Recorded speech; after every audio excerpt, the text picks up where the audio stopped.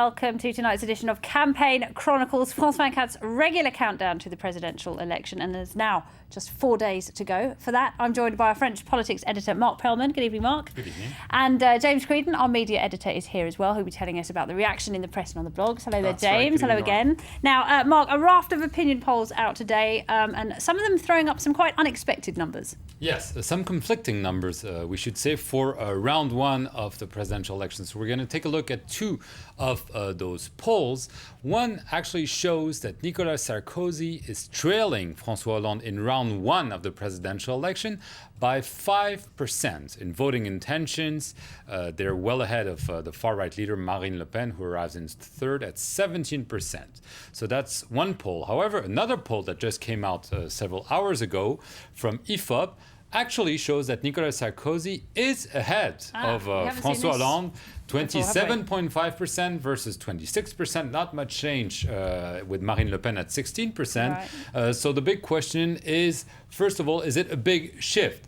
In terms of margins of error, not that much, because it can shift pretty quickly. However, the first poll seems a little bit surprising, because most of the polls show that in round one they're tied, François Hollande and Nicolas Sarkozy, but it's maybe because there are around 20 to 25% of undecided voters, and the pollsters are trying to figure out which way they will vote in the first round, and maybe guessing more than trying to really measure scientifically what it means. It's not a precise science at all, is it? Exactly. It's not a precise science at all. However, when you come to round two, the verdict has been quite clear and consistent for weeks. It's François Hollande clearly ahead of Nicolas Sarkozy. It goes from 8% to 16% differential, but in both cases, it's a huge differential. In 2007, Nicolas Sarkozy won soundly against Ségolène Royal, but it was 53 to 47, and this is considered a big victory. So the polls are still very much in favor of François Hollande, and still no good news on that front for Nicolas Sarkozy. And more bad news for him, because not one but two defections from former ministers. They say they'll be voting for François Hollande. Yes, maybe some people are seeing the writing on the wall, and they think they need to make sure their voices are heard just enough, before it's too late. And the two former ministers, one is Martin Hirsch, who was in charge of anti-poverty program. He said he would vote for Hollande.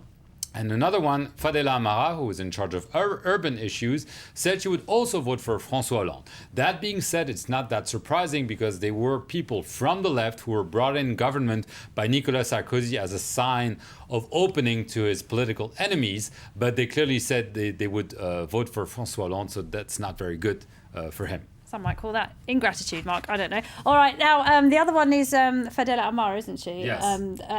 James, you've got a bit about us. She's been on the receiving end of some less than charitable comments today, hasn't she? That's right. Twitter is great for these sort of very inelegant rows between politicians, where they get really dirty and the gloves come off and all of the decorum is out the window. In less than 160 characters. That's it.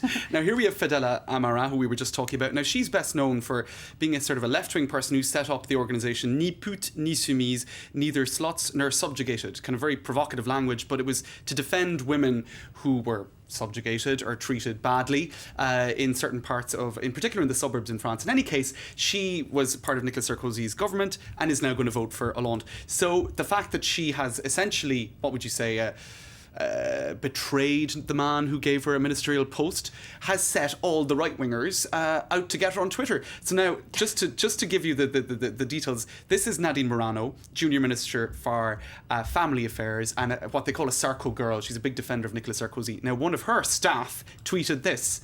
He basically said, Fadela, neither a slut nor subjugated, the name of the organisation she set up, well, a little all the same. So he's basically saying that she's a slut. I can't believe a politician. Which is just incredible. Now, he got into big trouble over that and quickly withdrew his comment, because you can't really say that now, can you? Not really.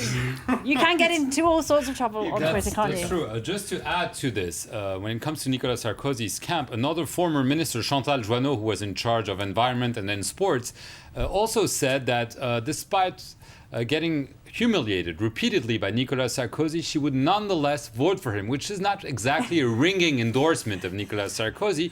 And more troublesome for him, we're hearing that very senior people from his party are doubting that he can really pull it off and win the election. And they're saying it in private, not in public, obviously, but it's not a good omen for him. And this is according to the satirical weekly Le Canard Enchaîné. Okay, now, one of the ongoing criticisms levelled against President Sarkozy is that he's too close to the rich, and his recent choice of venue for a lunch has done little to dispel that. Yes, the president of the rich has been a way of attacking Nicolas Sarkozy, and he's always waved this off because this started on the very night of his election back in 2007 when he went to celebrate at a posh restaurant on the Champs-Élysées, the Fouquet's. And this has really hurt him for 5 years, to the point where he had to apologize only recently during the campaign, said, okay, I shouldn't have done this. And now, Le Canard Enchaîné, we just spoke about it, reports that last Sunday, just before a major rally from Nicolas Sarkozy, the rich and the powerful were hosted to a luncheon by his party, and probably for a fundraiser for him at the Crillon hotel, which is one of the nicest hotels you can dream of, probably honeymoon-style hotel in Paris. And so this prompted François Hollande, obviously, to jump on an opportunity, I should say a golden opportunity. Let's take a listen to the socialist rival of Nicolas Sarkozy, François Hollande. While they were meeting on the Concorde Square, a number of France's wealthiest people were sitting in the Crillon Hotel, which is just next door. That's what sums up this presidential term. It started in a chic restaurant and it finishes in a Swiss hotel.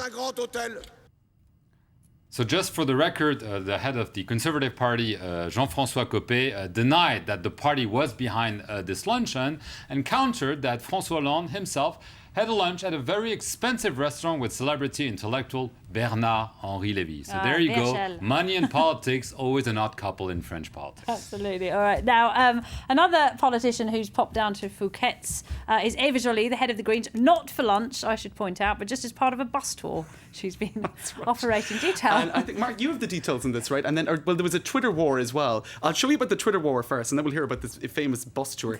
Now, she got into a big row with Éric Woerth, who was the former budget minister, the former Labour minister, former campaign fundraiser for Nicolas Sarkozy. Here's a photo of him. And he had to resign from Sarkozy's government because of a scandal surrounding suspected illegal party fundraising from the L'Oréal family fortune, the Betancourts. So Eva Joly has had up her guns blazing over this particular one and was speaking about it on the radio yesterday morning. And Éric Woerth responded. He said, I see that Joly is trying to insult me to mask her incompetence. I remind people that she has been questioned over defamation, right? And so it turned into this massive Twitter war where they were firing shots back and forth over the bows. And Éric Woerth said, Eva Joly is not worthy to be a candidate for the presidential election. The French don't realise blah, blah, blah, blah, blah. And it goes on and on. She said, and it just turns into this massive row where they're basically, she then says, Sarkozy's guard dogs might bark, but the truth will come out in the end. So people were following it online. It went on for about 24 hours, and this big Twitter war. Quickly, Mike, she has been going around Paris on a bus today. I'm not mistaken, am I? Yes, you're not mistaken. And Clovis Casalis was actually on the bus tour with her to watch the Sarkozy Paris. Eva Joly, the former judge-turned-candidate for the Green Party, has her very own way of campaigning. Today she's invited us journalists to hop on that bus for a very special tour. She's called it the Sarko Tour. Eva Joly wants to show us all the places in Paris who, according to her, symbolise outrageous behaviour from the incumbent president, Nicolas Sarkozy. Those friends of Sarkozy's who went to Fouquet's restaurant to celebrate his victory with him 5 years ago, what's become of them since? 20 of them have been awarded the prestigious Legion of Honour medal. And we're now on the bus with Eva Joly, the Green Party candidate. Eva Joly, this is quite an entertaining way of campaigning. Why did you decide to invite us on this bus? No, I wanted to show the most emblematic and most symbolic places of these 5 years of Nicolas Sarkozy. And what have you found the most shocking during these 5 years? Oh, there was a lot of very shocking events. Well, we know a lot about the Éric Woerth Betancourt cases. The L'Oréal billionaire, of course. Yes, and there are huge indications and suspicions of illegal financing of political parties and that benefited the campaign of Nicolas Sarkozy. This is under investigation today. I want to show how personal he has exercised the power in his own interest and in the interest of his friends. There's not a single seat left in this venue in central Paris. 2,000 people who've come to listen to Eva Joly, but also to Daniel Cohn-Bendit, who's just behind me. He's a famous left-wing figure here in France. He led the May 68 student riots, and he's among the heavyweights of the Green Party to have expressed doubts in the past over Eva Joly's candidacy. But that's all forgotten tonight. The Green Party appears united. They can't afford to appear divided. Only 4 days before the vote, even though Eva Joly is extremely low in the polls with an estimated 2% of the votes. Clovis Casali there getting down with the Green Party. All right, we have run out of time. Mark Perlman, thanks to you. James Creedon, thanks to you as well. Thanks to you for watching. This has been Campaign Chronicles, another one at the same time tomorrow. Don't go away.